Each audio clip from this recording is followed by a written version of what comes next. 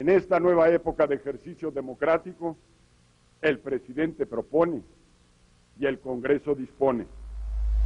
Vicente Fox llegó a la presidencia de México directo de un lugar llamado allá en el Rancho Grande. En el caso mío, allá en el Rancho San Cristóbal, jugábamos a las canicas. Un rancherote inculto, atrabancado, orgulloso de su ignorancia. Fox es solamente la cabeza visible de una clase política que administra un sistema. Y ese es un sistema económico, político, social, profundamente depredador.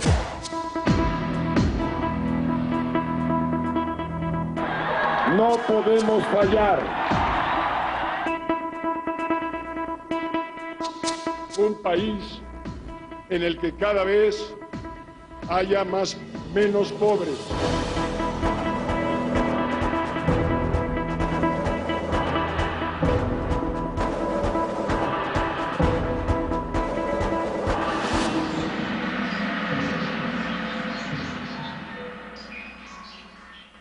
Desde el fin de la Revolución Mexicana, el Partido Revolucionario Institucional, mejor conocido como PRI, ocupó la dirigencia del país de manera ininterrumpida durante 7 décadas.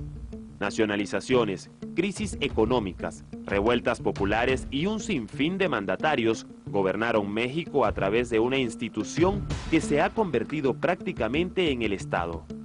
Aunque hasta finales del siglo XX nadie consiguió arrebatarles el poder, otras formaciones políticas comenzaron a crecer, en especial el conservador y derechista Partido de Acción Nacional, también conocido como PAN. De ideas humanistas y cristianas, se convirtió en un partido seguidor del neoliberalismo económico que fue encontrando seguidores en las ciudades norteñas más cercanas a la frontera con Estados Unidos. El próximo presidente de la República será el licenciado Vicente Fox. Vicente Fox lo que representa es el momento más grave de caída de la expectativa de cambio del país. La votación que se llevó Vicente Fox era para que hubiera un primer gobierno de la alternancia que reorientara la totalidad de las políticas. Vicente Fox es incapaz de eso. Pero Fox, en el imaginario de los medios de comunicación masiva, iba a ser quien pusiera fin a 70 años de partido de Estado. Y yo, decepción, Fox no era nada de eso, pues, no representaba ninguna transición, sino más bien una continuación de lo que venía dándose, con una característica personal de su manera de ser, que evidentemente resultó a veces trágico-cómico. Era tan importante el que ya no fuera el PRI, que se dio este fenómeno conocido en México como el del voto útil, gente que aunque no creía en el PAN ni en Fox, pero no quería el regreso del PRI, se apostó a abrir la oportunidad de la alternancia. Para mí el problema es que la alternancia tenía como reto principal haber cambiado el régimen político, haber exactamente avanzado en términos de la democratización, no del régimen priista, sino del régimen político en su totalidad, y reconocer la agenda de la crisis de Estado, y ahí reconocer ya como particular la demanda de los pueblos indígenas con los acuerdos y el proceso de San Andrés para un proceso de transformación. Resultó ser un continuador de todas las políticas neoliberales y de la política de contrainsurgencia que había caracterizado a Zedillo. Fox clarísimamente marca la diversificación y multiplicación de conflictos políticos y sociales, y particularmente por la llegada en condiciones favorables de estos grandes proyectos neoliberales. Resulta que el sexenio de Fox es exactamente esta llegada de la lógica del capital transnacional a las zonas de recursos estratégicos y naturales.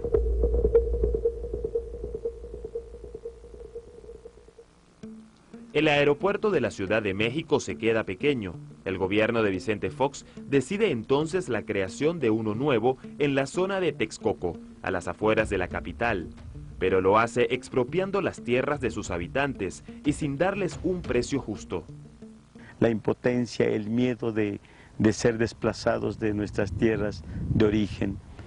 El 22 de octubre nos tuvimos que reunir y decidir la forma en que íbamos a defenderla, ya que el gobierno, a través de un decreto expropiatorio, nos había prácticamente arrebatado la tierra supuestamente legalmente bajo ese decreto. Se busca un terreno en las afueras de la ciudad, en lo que es el lago de Texcoco, y con toda la trampa, en lugar de juego limpio y ver con las comunidades, y etcétera, etcétera, se hace una maniobra para expropiar los terrenos, y eso genera que las comunidades campesinas pues luchen por su tierra, por su territorio. El gobierno decía que pues iba a haber un cambio de vida, y desde luego que sí lo iba a haber, pero no para los habitantes, ni para el pueblo, ni para las comunidades, ya que el arrebato era lo que más nos dolía, porque ni siquiera era para el beneficio de nuestra patria, sino que era inversión económica de una economía internacional. La mayor parte del trabajo de construcción de este aeropuerto lo realizaría la empresa española OHL. Circuitos viales, autopistas, el aeropuerto de Toluca y megaconstrucciones han sido adjudicadas a la misma empresa durante las últimas legislaturas del Estado de México.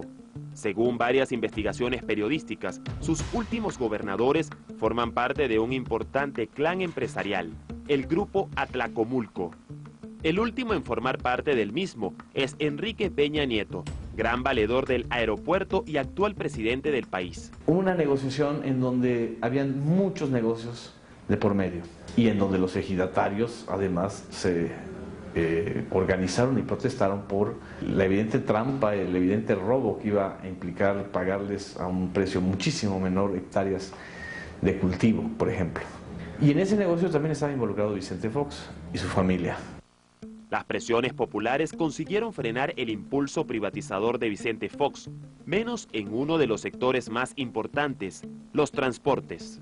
Varias empresas españolas también se hicieron con el Grupo Aeroportuario del Pacífico, mientras los planes para realizar un nuevo aeropuerto cerca de la Ciudad de México continuaban. Finalmente se hace una lucha que a la fecha es emblemática de México, de movimientos que se ponen de pie para defenderse de estos grandes proyectos, a pesar de que el de Fox tenía mucha simpatía de pues sí, hace falta otro aeropuerto en México, pero no así y no con esas trampas. De ahí surge ese acompañamiento de los 13 pueblos, los cuales formamos un frente que se denominó Frente de Pueblos en Defensa de la Tierra.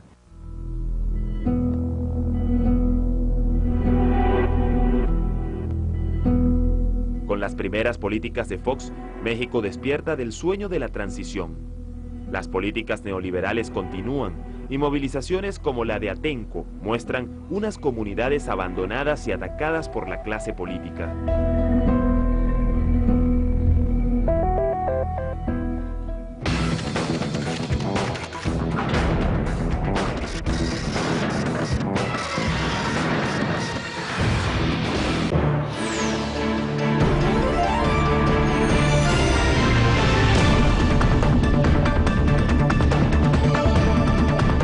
Decidí votar por mejor educación y para este proceso revolucionario.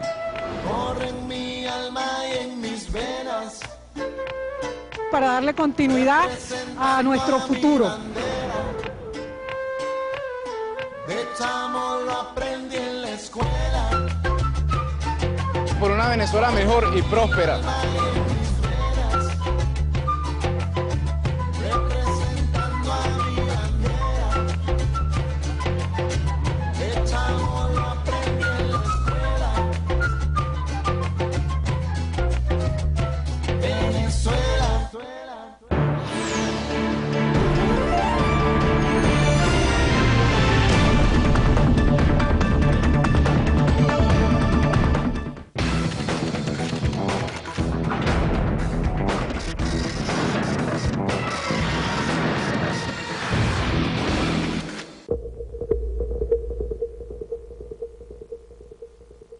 indispensable hacer crecer la economía a una tasa del 7%. Indispensable generar 1.350.000 empleos para que todos ustedes, los jóvenes que nos están viendo, tengan una oportunidad de salir adelante. Es realmente con Fox donde vemos claramente que la agenda neoliberal estaba ya trazada, que Fox no tenía la menor intención de recolocar ninguno de los factores básicos de este pacto. Prácticamente cualquier producto, todos está abierta la puerta para entrar al mercado mexicano y no hay monopolios salvo los del Estado que quisiéramos quitar, pero no se ha podido. Las críticas ante la gestión de la empresa estatal de petróleos mexicanos, Pemex, fueron constantes en la presidencia foxista. Documentos proporcionados por Pemex como respuesta a solicitudes ciudadanas de información muestran que en el sexenio de Fox se despidió a casi 5.000 trabajadores, contratando en cambio a altos funcionarios, muchos de ellos relacionados directamente con Fox. En ese periodo el costo de la nómina de la paraestatal creció un 268%.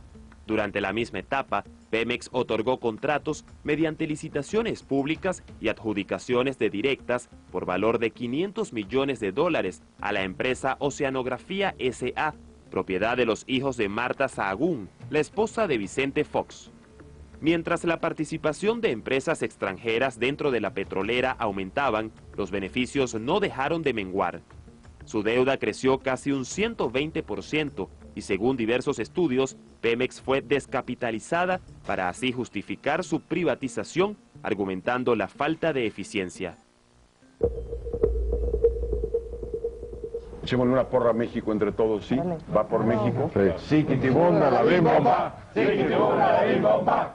Arriba, abajo, a la bim bomba. México, México, ra, ra, ra.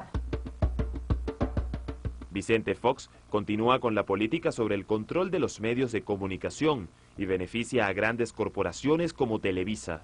Vicente Fox, que prometió la democratización del régimen de medios de comunicación en México al año y medio de haber llegado al poder, canceló y traicionó esa posibilidad y de ahí Televisa se volvió cada vez más poderosa. El nuevo trato entre los medios y la sociedad y los medios y el gobierno requiere definitivamente de estos cambios al orden jurídico.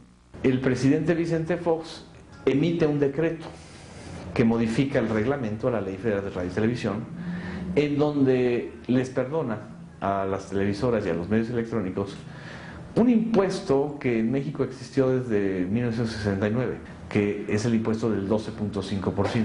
Se ha elaborado un nuevo reglamento de la Ley Federal de Radio y Televisión. Este responde a los principios de libertad de expresión, derecho a la información y responsabilidad social. Ese impuesto se los quita, eran los llamados tiempos fiscales, a los cuales tenía acceso el Estado mexicano por obligación y eran equivalentes a un 12.5% del tiempo. Pero se los quita sin haber reformado lo demás, es decir, no abrió la competencia, se cerró la posibilidad de una tercera, cuarta, quinta cadena, se definió un modelo de transición hacia el modelo digital muy beneficioso para Televisa, se le regalaron y se le confirmaron a Televisa hasta el 2021 las concesiones de sus frecuencias en televisión abierta. La entonces primera dama Marta Sahagún se vuelve la consentida de Televisa a cambio de millones de pesos. Mi decisión ha sido y será compartir el resto de mi vida al lado de Vicente Fox. Él ha dicho, cuando termine la presidencia de la República nos iremos a casa, al rancho San Cristóbal. Sé que él siempre tendrá esa necesidad de servir a los demás, necesidad que yo comparto. ¿Desde dónde? ¿Cómo? ¿De qué manera? No lo sé. Vamos a dejarlo al tiempo.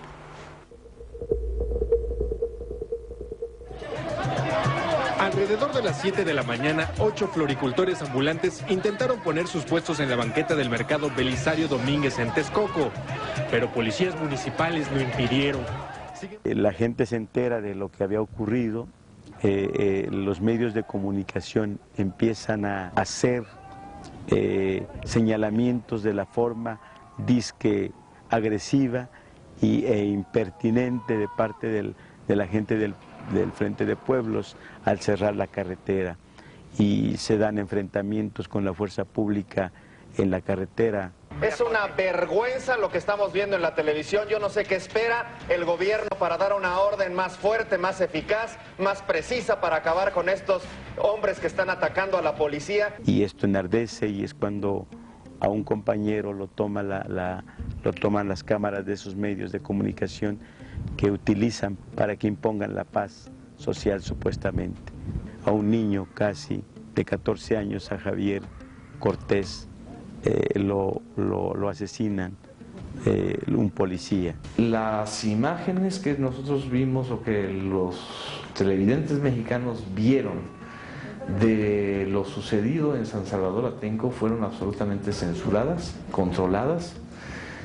Nunca se vio la brutalidad policíaca, siempre era la supuesta brutalidad de la gente que andaba con machetes, y fue la construcción, la criminalización de un movimiento, lo que forma parte del guión de Televisa. Pero no sacaron de manera honesta qué sucedió en cada hogar, qué sucedió donde allanaron las viviendas, qué sucedió. No vieron la sangre que se regó por todo el pueblo. Se vieron unas imágenes del centro, pero lo que se regó en nuestro pueblo, en esos hogares donde habían niños, donde habían mujeres, donde habían ancianos, no se supo. Es una represión en donde hubo violaciones a mujeres, cateos anticonstitucionales, detenciones irregulares, torturas, y ni siquiera hubo una cámara en Televisa para registrar, ya no digamos los hechos, sino la versión de las víctimas. Nadie puede usar como pretexto el agravio a sus intereses para cometer actos fuera de la ley. El compromiso de mi gobierno con las y los mexicanos es garantizar la vigencia del Estado de Derecho. Hay voz para el poderoso, ¿sí? Ahí está la televisión para el poder. Pero ¿qué pasa para el pueblo? Para el pueblo no hay nada. En la movilización de Atenco, 201 personas fueron detenidas, 30 mujeres fueron violadas por las fuerzas de seguridad. 2 personas murieron, entre ellas un niño de 14 años, herido por una bala de la policía.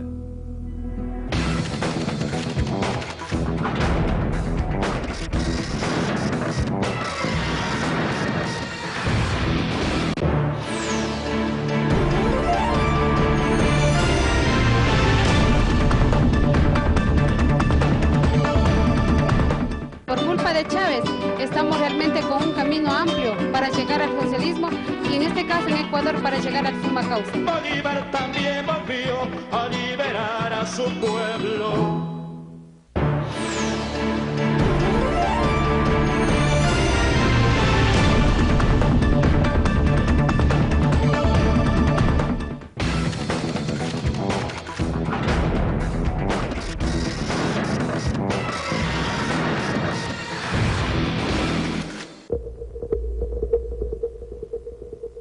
Hacemos un recuento de estos 3 años y lo que ha sucedido expresado en indicadores objetivos, reales, la mayor parte de ellos independientes. Y el resultado es que tenemos un país maravilloso. Las promesas sobre un nuevo país con mejoras en la economía para los más desfavorecidos nunca llegaron. Más de 50 millones de mexicanos vivieron en situación de pobreza según Naciones Unidas, empeorando aún más la situación de los mexicanos que vivían en el campo. La revisión de la cuenta pública demostró que la deuda pública alcanzó la cifra récord de 50,000 millones de dólares, representando un aumento del 14%. El tiempo de Fox, tenemos que decir que ya se volvió un tópico decirlo, es un tiempo perdido. Es un tiempo en el que se desaprovecha un capital democrático, un bono de confianza, donde no se da rumbo al país, donde no se aprovecha la oportunidad para avanzar en el sentido político, económico, social, para reforzar las libertades individuales. Yo diría que el arte del sistema ha sido dejar el juego libre a la dinámica económica.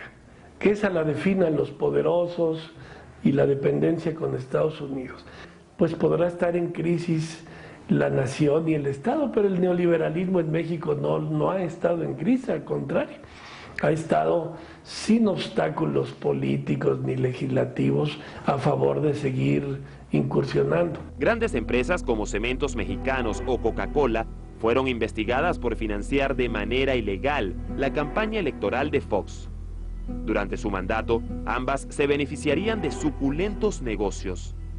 Diputados de partidos opositores demostraron cómo se triplicaron las concesiones a la multinacional de bebidas gaseosas, empresa que dirigía el mismo Fox antes de convertirse en el presidente del país.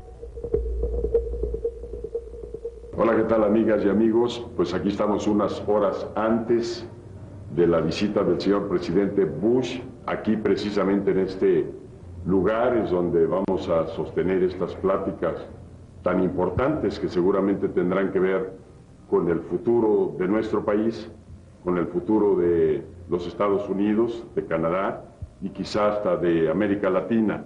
La política exterior mexicana, con el panismo, digamos, fue una especie de salida del closet. A Venezuela, que sigue facilitando el tráfico de drogas, tal parece que hay una asociación entre Hugo Chávez y el tema de los carteles y la droga, y eso es lo que pasa cuando perdemos la brújula democrática, como es el caso de Hugo Chávez, que ha perdido hasta la cabeza ya a estas alturas.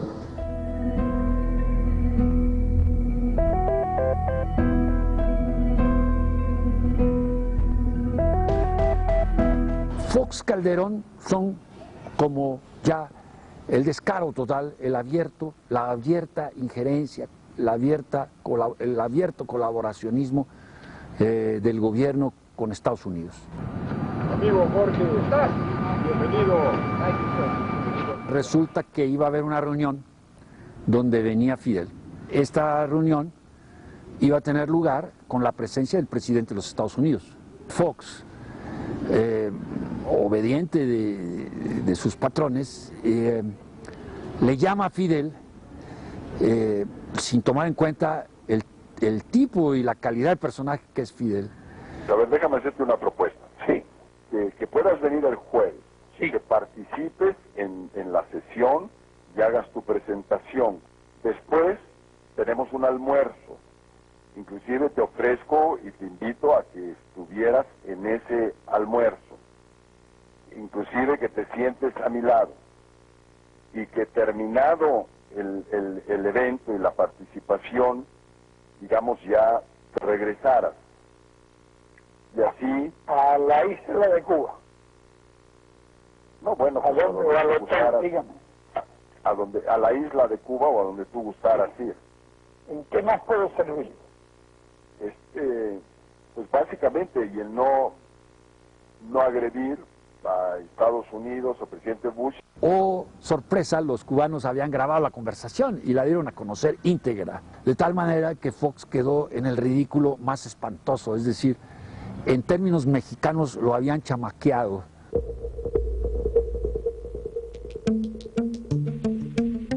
Las políticas neoliberales continúan y los movimientos ciudadanos en contra del neoliberalismo son aplacados con dureza. Se encarcela a líderes campesinos en juicios irregulares, aplicando penas de prisión excesivas, muchas de ellas mayores que las de los narcotraficantes. Las violaciones de derechos humanos son notorias y siempre se dan contra los más débiles. Emprendimos una lucha para enfrentar al gobierno, para preguntarle el por qué había decidido tomar estas tierras, puesto que no le pertenecían y no le pertenecen. En mi caso, pues, nos ponen ahí 112 años, 67 y 45, y nos acusan de secuestro, de robo, de ataques a las vías de comunicación. El 1 de julio del 2010 es cuando nos liberan, gracias a la unidad y a la solidaridad no solo nacional sino internacional, se logra la libertad de los 12 compañeros que estábamos presos.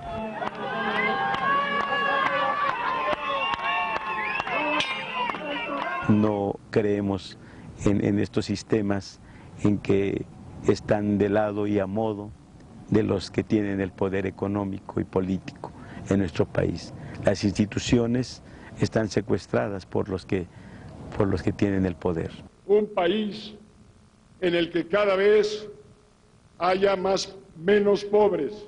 El tiempo de Fox es lamentable, constituye una regresión, una falta de oficio y que también nos sirve para entender cómo es que llegamos a la situación en que ahora se encuentra el país.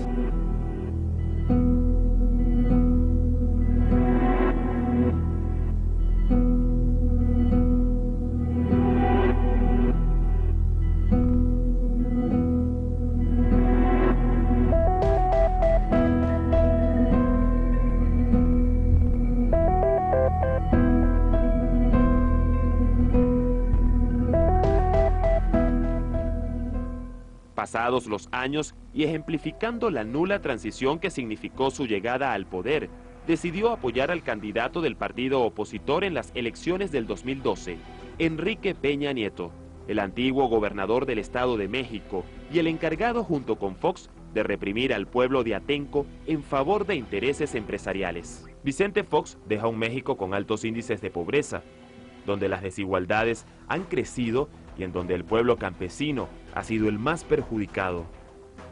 Las movilizaciones han continuado y han llevado a los jóvenes a las calles para cambiar el rumbo de México y dotarlo de un giro social, donde el pueblo sea el verdadero protagonista de la historia y la agenda del país no venga marcada por las oligarquías y los medios de comunicación.